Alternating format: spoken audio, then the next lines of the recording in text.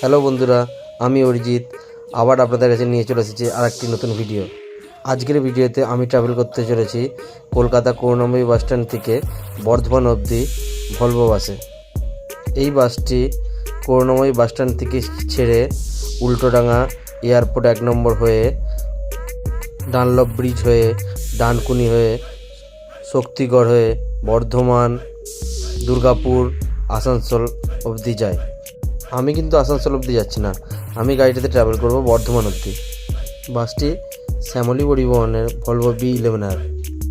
বাসটির ভিতরে ইন্টেরিয়ারগুলো আপনারা দেখুন, স্টিয়ারিং, গাড়ির সিট, গাড়ির লাইটিং সব মিলিয়ে বাসটি খুব পরিপাটি এবং সুন্দর।